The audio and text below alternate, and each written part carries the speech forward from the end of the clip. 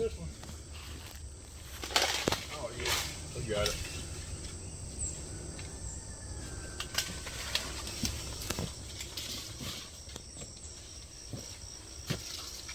So how tall is this corn?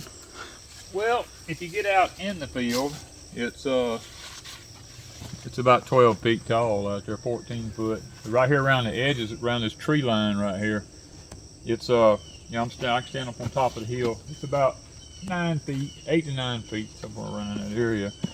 But this is what we're facing, guys. You see this right here? That right there? You know what that is? That's a raccoon. We've got about 50 stalks out of here that they tore down last night because the corn is getting in this stage right here that it's ready to pull. And we pulled probably, I don't know, I probably got 30 ears maybe pulled out of here. I'm kind of going around through it being selective right now, because we're going to take this and we're going to cut it off the cob and bag it up and freeze it for fried corn. So I'm trying to just go through the field, and where I see a stalk where they broke it down, I'm dragging it out. We got some of them drug out right here. Not going to let them lay out here and die. I'm going to take them to the cows because the cows love them and get a benefit from it. It's fodder for the cattle. And then the shucks, when we get through shucking the corn, we'll take that to the cows. They love that. The cobs, when we get through cutting the corn off of them, they love them cobs. So we're actively trying to, I have traps out here. I have live traps out here. I've got one down yonder, and I have one here somewhere else right here. Right here? Huh? Yeah, outside out there. I laid some tongue nut leaves over it. I got 2 traps set. I baited them with fish food, which smells just like cat food or dog food. Thought maybe they would come to that because coons really like that stuff, but well, they did come to it. oh, they came to it and they nibbled on it. And when they got through nibbling on it, they tore the corn stalks down right beside it and eat the corn. So they decided the Danny corn was better than the fish food was. So maybe tonight I'm gonna put some honey out on something and see how that works. And if that don't work, we go to town and might get me some sardines or something like that. And we may have to stay up. Yeah, well, that's gonna be the biggest issue. I come out last night at 8 o'clock. And then I came back at 9:30, drove around. I didn't see anything then, went through all the corn, shining the lights. Didn't see nothing, so it happened from 9:30 till 5 o'clock this morning, sometime in between that time frame. So that's when I've got to be up and vigilant. So what I might do is take a nap during the day today, and then just, I might come down here and stay in the cornfield. Little short ones right here. Top that broke out of this one. Yeah, this is way ready. Another one right here ready. Well, you know, guys, if you've got a cornfield, you just got to be vigilant. I mean, and we pray for the blessings of obedience every day of our life in the mornings. And in the blessings of obedience, one of the things that the Lord says is He says, "I'll drive the wild beasts from your land," as one of the blessings. But you can't just pray it and sit back and say, "Oh, God's going to just drive them out of here." You know, no, you've got to be proactive. You still have to come. My prayer is, Lord, give them to me. In other words, put them into my hand so that I can get them out of here, so that we can grow our food and be successful at it.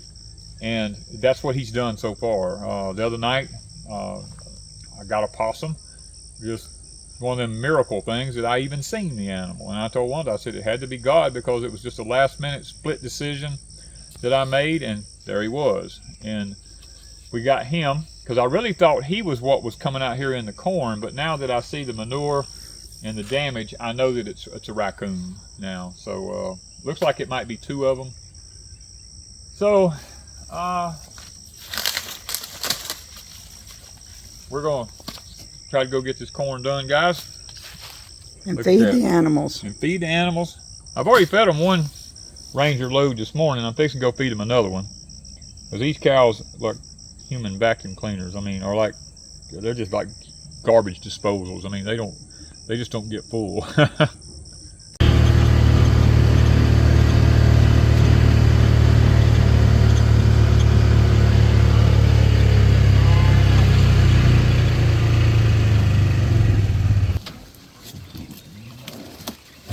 have to unload.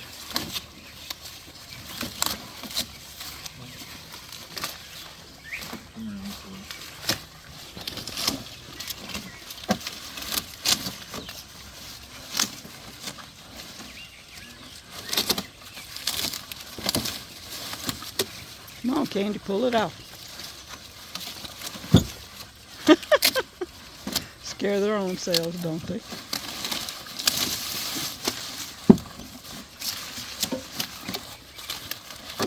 Falls on the ground, they don't care about it. They won't watch that truck. Look at it. Come on, it's fixing to start falling. Unload the truck. There you go. That's what I'm talking about. Unload the truck.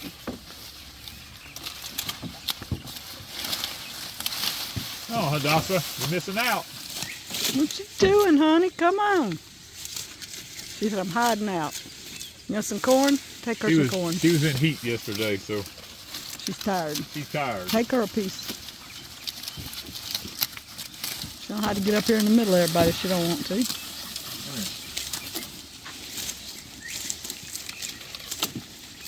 She's like, okay, that's good. I have to hold it for you, I reckon. Gonna jerk it out of your hands. No, she'll come over here and want to take it away from you. No, Trixie will.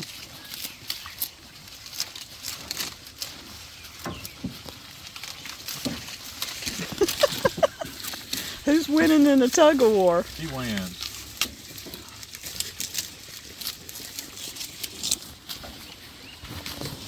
Candy's learned to stalk the corn. She learned to get where the corn was at. Yep, she's getting the corn and look at her breaking it.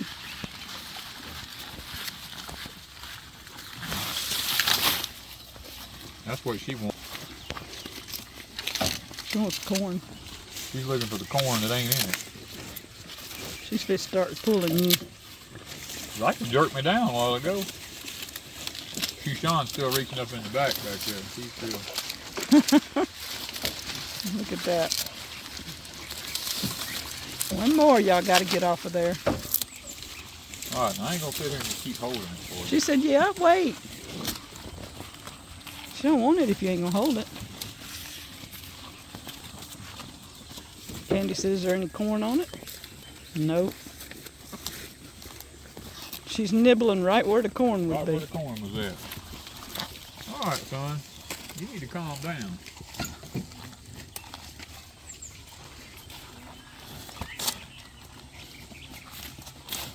I ain't got nothing, Mr. Duke. I ain't got no more. Dossa's gonna finish her stalk if everybody leaves her alone.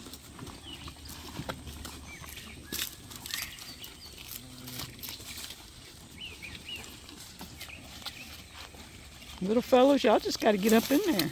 Candy said move. Candy is bossy. She's really bossy, and she's swelling up pretty big on the back right now. She's gonna have her baby within probably in a month. Within the month, I would say.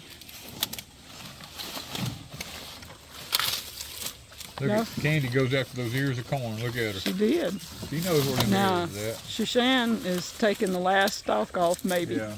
They. Oh, that's Rudy. Oh, it is Rudy. Shushan's done moved. Shushan's right here. Yep, she did come back around. Rudy got the last one. Rudy got the last one off. See, cows can unload trucks. That they can. They about devoured that. If they got in a cornfield, ooh, it wouldn't last no time. One day in your cornfield and it would be stripped. They'd be gone. They'd be sick as all get out, but they'd be. They'd have the quirks, that's for sure. They may after all this corn stalk. I know you want me to pet you. You're sitting over here bumping me with her head. Like, come on, pet me. She likes attention. She loves attention. Well, I see Candy's bagging up. I'm telling you, it ain't gonna be quite a month. I think she's due within a week. She's gonna be close. She's starting to bag up. All right, Duke, don't you back into me. Her pin bones are starting to pull in some, so she's within a week. She's may not be that far away. We're looking for a candy baby. We will. Miss Trixie, you're a good girl. What you think? What you think, little man? Huh? He said, I ain't. No. No. I'm not sure about you. No.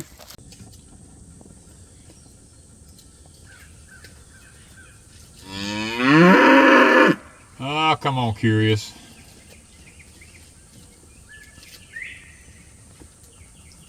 Trixie is so nosy.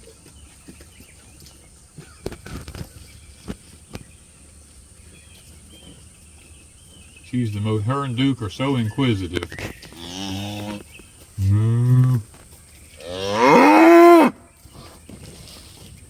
I don't have nothing. We gotta go do the corn. Y'all can And then have you the can cobs. have the shucks and the cobs. So we gotta go do that. Thought I was gonna hold that bucket of corn while I put it in there, but I realized that wasn't gonna happen. The corn's heavy, isn't That it? stuff is super heavy, boy. Good Lord.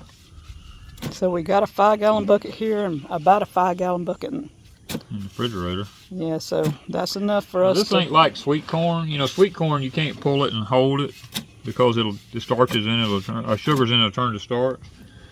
This will hold a couple of days. Yeah, this will hold a day or so in the refrigerator. As long as you leave it in the shuck and don't take it out of the shuck. So we're going to start with this, but we're going to run to the shop for a minute. Okay, we're here at the shop. Danny's been organizing some, as you can see. Getting his stuff where he wants it. Yeah, trying to get stuff squared And he's away. still got... I've got several toolboxes. I'm trying to create one toolbox over here, nothing but metric. If there's anything in this world I hate, is to try to go find a metric tool and it's mixed in all with the standard tools and stuff like that in the same toolbox. So this toolbox Y'all think right he's got here, enough sockets? This toolbox right here is nothing but standard tools. There are no metrics in here. I mean, I have several wrenches of the same kind in there. We've got all kind of punches and stuff. And I even have some hanging on the wall over yonder. Then I have an assortment of different size screwdrivers. Then I have even more ratchets, and I wondered where my 1/2-inch drive ratchets were at, and I found them in a box. So I got 2 or 3 of them in a box over here. So, and then I love these little trays like this here, because I got like things to go in my hammers. Or if you have a flywheel key go bad or something other, I keep all that stuff in stock. Then I have alamites, and then I have a dielectrical grease in there. And then I have fuses, punches. I have all these oil filter wrenches here because, believe it or not, it seems like every vehicle I buy has a different kind of oil filter on it. Plus all the tractors, the Rangers, and all that stuff. And then I have this box here. I have all these tools made to take snap rings off of stuff with, channel locks, wire cutters, things of that nature in there. Then I have an assortment of larger wrenches down there. So I'm trying to go through and organize everything and where I'm just a little bit more efficient. Now this is not my big tools. I have a lot of really big tools, like wrenches and stuff, up to 2.5-inch wrenches. They'll be hanging on the wall back here because the only time I ever use them is if I'm working on a disc or something to that nature, a piece of farm equipment that I need a large nut on, or taking a hydraulic cylinder off or something. I mean, I got tire repair stuff here, because if you're on a farm, the one things now is all tubeless. So I try to keep an assortment of tire plugs and things like that. And then I got all of my shrink tubing here, because I'm always doing 12-volt electrical stuff, and I shrink tube stuff back. Got a box of O-rings down here, more electrical stuff. Zip ties out the yin yang, water hose stuff. You're always going to want a water hose stuff. And then even if you do have a tube in a tire, I have a tire patch kit I keep here just in case I have a flat on something. But you're missing something. And what am I missing? Happy Father's Day. What is this? What do we have here? All these tools and you are missing something. What is it? Is it a radio? With a weather band and a clock. You don't have a clock in here. Or radio. I don't have a car. Or a weather band. No, I have to sit out here in the quiet because we really don't have any electricity out here yet. But this can't, well, you've got it run a cord run out here. I've got an extension cord ran out here. But this clock can run on that and not with your triple plugs. Yeah. And that way you know what time it is. Even though you have a watch, sometimes it's great to just glance around and see something. Well, I like to listen. I don't watch TV or nothing, so. And if weather's coming up, it's a weather band. You can always check the weather out. Because he's always heading out saying, I don't know what the weather's doing. I ain't got nothing to check the weather. Check the weather, so we can. Alert, weather band, FM, AM. So that's going to be your mode probably. Hold on. Oh, you got to put batteries in. You can put batteries. Okay, so you can listen without. Okay, I'm fixing to say I don't have any batteries out here. So. Well, I know the batteries are back up, so I don't know how long they'd last. Well, I appreciate that. That is something good to have here. Now I don't have to sit out here in the quiet all the time. When I give me some batteries in it.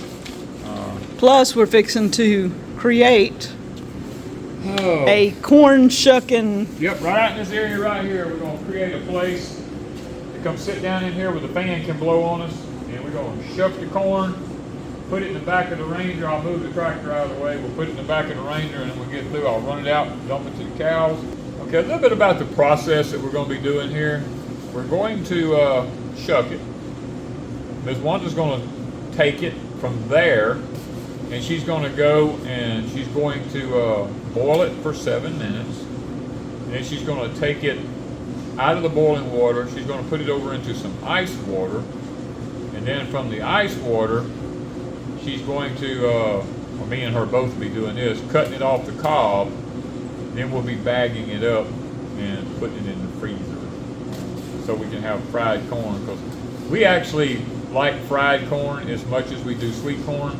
And the thing about Danny corn is, when I created it, it can be used in the milk stage for fried corn, just like we're doing.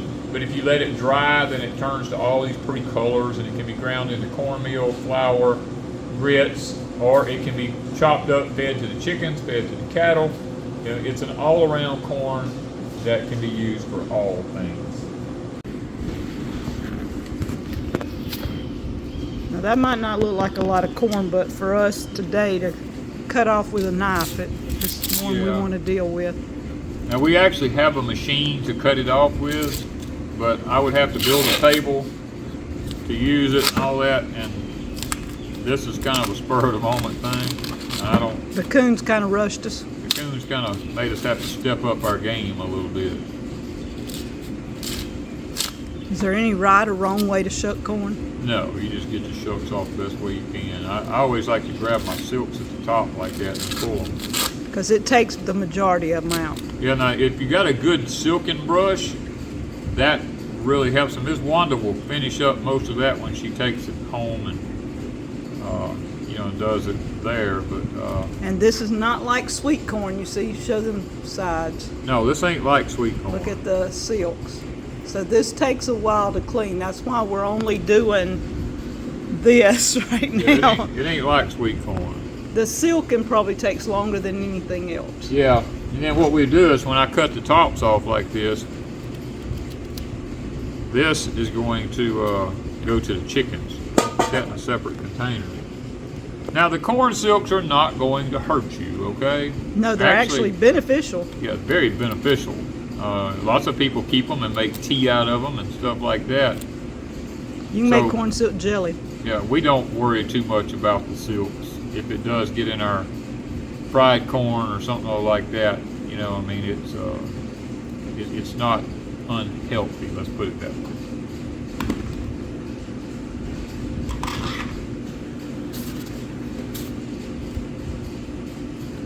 Some of these look like they're really big ears, but what happens is it's the way the ear actually forms on the stalk. Now the cows will appreciate this because, and the shucks around this is very tough. Now, let me tell you.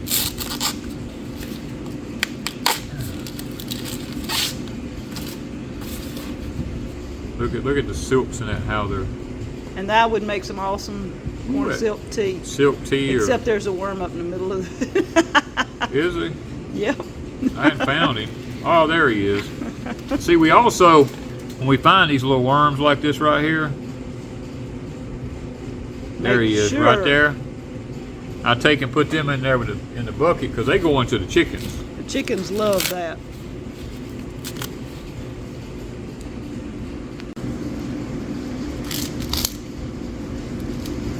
This is a pretty yellow one here. Almost looks like sweet corn, don't it? Yeah. Isn't that pretty? Nice. Look at that. And the funny thing is, if it dried, you never know what color. It could be red. It could, yeah, it could be a totally different color when it dries. But I got a sneaky suspicion this one would be a bright yellow when it dried. But you know, the thing about a lot of people plant sweet corn. We don't usually plant a lot of sweet corn, even though we like it, and we do plant it from time to time. Field corn is our most versatile crop, and the reason being is the stalks. We showed you taking the stalks to the cows. They get to eat that. Then when we get through shucking it, all of this will go back to the cows. So far we've had 0% loss on it. Then we get the ear of corn out of it. Now Wanda and I will, like we said, we'll boil it for 7 minutes, and we'll throw it in some ice water, and then we'll cut it off, bag it up, put it in the freezer for us. We get the benefit, and then there's a cob left that has been boiled, which makes it very soft at that point. We will take it out and feed it to the cows, and it's actually pretty sweet. The cows will eat it. So there again, we have 0 loss. So, and also we've cut the top off of them because you know, you got worms in your corn. That's just understandable. I'm not going to poison myself by spraying my corn. And people go, "Oh, you could do it with BT." BT mutates in the gut for 2 weeks after you. It's a long story about that. But we have the tops here like this. These tops, along with the worms that we find and throw in there, they will go to the chickens. So we're still at a 0% loss so far. And then when we get through, we will let it, the cobs, the ones that we don't feed to the cows, we will let dry, and then we'll put them in under our tomato plants in the spring, deep in the ground. Then what we leave on the stalks in the field, we will let dry. We'll go through, we will hand pick all of them. We will put them in the walk-in cooler, and when we get a day that's a nice day, it's cool, we will break them all out. We will set the cub up with the 24-inch grist mill, and we will begin to grind our cornmeal out of it. And then we will take the cornmeal, we will sift our own flour and grits out of that. So we still have a 0% loss at this point. Once we take all the shakings, I won't call it the shakings, out of the corn when we're grinding it, all the flakes and the pieces that are not for our consumption, they go back to the chickens again. So therefore we're still at a 0% loss. Then we will turn the cows into the field where the corn is at, with the stalk standing. The cows will go through and they'll eat the old dry fodder off the stalks and stomp it and tromp it all down. Then I'll come in behind it with a bush hog, and I'll bush hog everything that's left up and beat it up into little tiny pieces, and we'll have a good carbon to go back into our soil, organic matter going back into the soil. So the sum of the matter is this: when we plant our corn, which is field corn, by the total end of the crop, we have had 0% loss on it. That's why we plant field corn. It's not about the 8% protein that we get out of it. It's about the versatility of it, where I can feed my animals, I can feed myself, I can feed my land back with matter. It's a win-win situation when we plant the field of corn. Plus, we also are feeding raccoons, possums, deer, and everything else. And you know, you bring up another good point. There is another good point. When we harvest our corn dry, and put it in the cooler, we take it out and I select through it for seed for next year, and then I have seed to sell to you guys. So that's true. It's a win-win for everybody, Including the critters that's getting in our cord. including the critters. Well, their demise is probably not the best in the world, but they do get their last supper. Oh yeah, when they find the food source, yeah, they just keep coming back every night. It's like when you find a good restaurant, you know, you keep going back to that restaurant. You get a bad restaurant, you don't go back to it, but you go to the good ones. The animals are the same way. Once they figure it out, they come back. It's like the other night I was up at the blueberries and looking for an armadillo because he'd been digging around my blueberry plant. So I looked up in my blueberry bushes, and here's 2 little bitty deer eating my blueberries. And I was sitting there looking at them, and I'm like, you know what? We got close to 100 trees between Deepsouth and Pecan Grove. And I'm like, you know what, little fellas? Just eat, because you're not hurting us. We'll never pick all these berries anyway. And I drove around them. They didn't even run. They just still sitting there eating the berries off the bottom of the limbs on the trees. They wasn't hurting the trees. They were just eating berries. So it's not that we're bad to all animals. You know, when we have an abundance like that, we don't mind them. And the birds are coming in and out. We don't have a problem with that. Lots and lots of birds. Lots of birds. But that's the way it goes when you live on an operating homestead.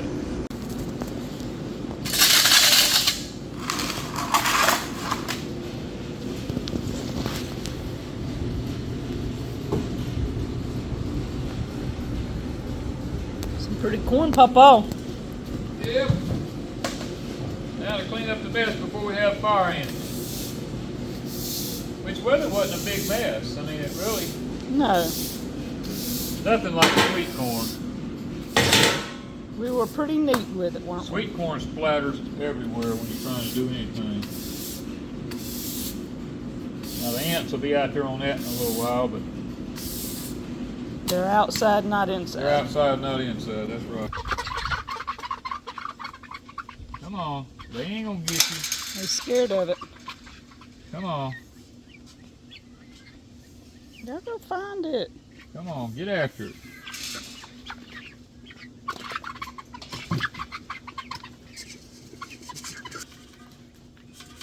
Worms will be the last thing to fall out, I reckon.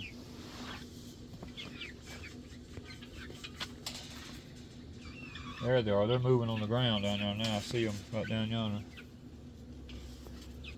Oh, haven't found one over there looking at it. Oh, she grabbed her, ran with it. She's like, what happened to my worm? There's still some right in here that ain't moving.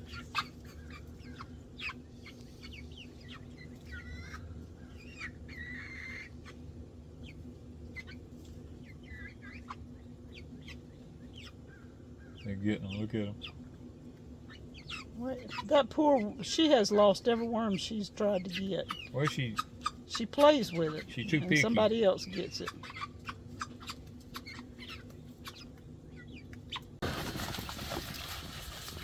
Come on here. Let's all get something to eat now. We got plenty for everybody.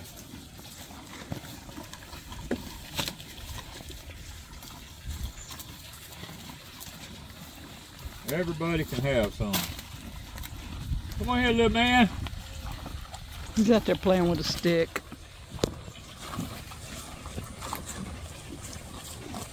Y'all just, y'all are spoiled rotten. How many people have cows that get hand fed stuff to?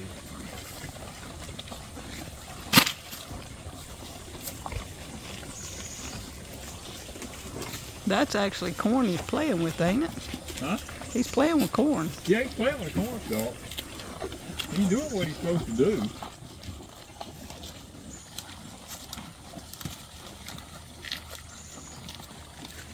Come on here, little man.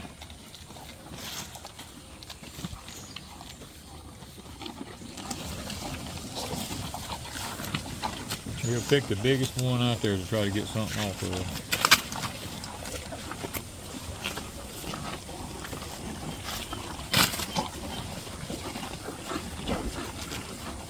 Y'all should be able to sit down after all this.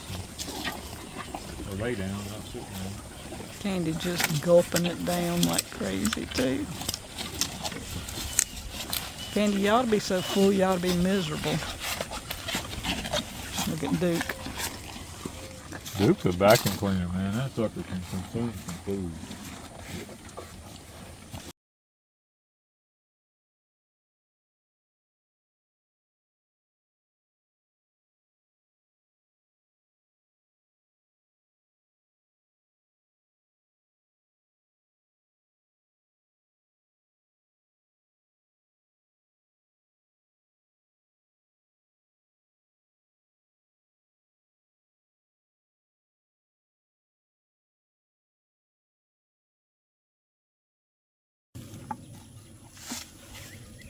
You know Miss Candy, she's gonna be eating her corn cobs.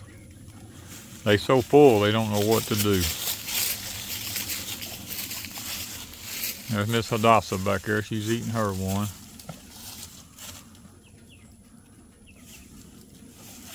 Spoiled bunch of cows.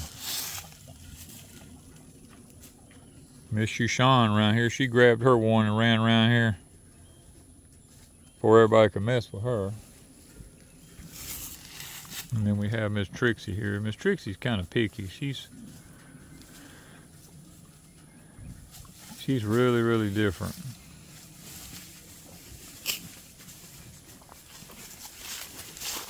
But now Miss Candy will just keep eating and keep eating.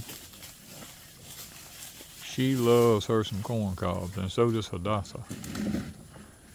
And Duke over here, he's just nosy is all he is. He's just nosy as they get. He's just got to be, him and Trixie, they got to test everything. Miss Candy ain't going to let a good corn cob go to waste. She's done figured out them things is good. Miss Trixie's trying to figure out what is it that she likes so much. Look at her. Always wanting what somebody else has. Of course, these two little boys ain't got good enough teeth to eat nothing yet. So, anyway, we got to get out of here. Go get busy. The life of a cow at Pecan Grove. Look at this. They're all curious about the Ranger. They all want to get up and drive the Ranger. Always looking. Nosy cows. Guys, the Dexter breeds have got to be some of the best cows in the world.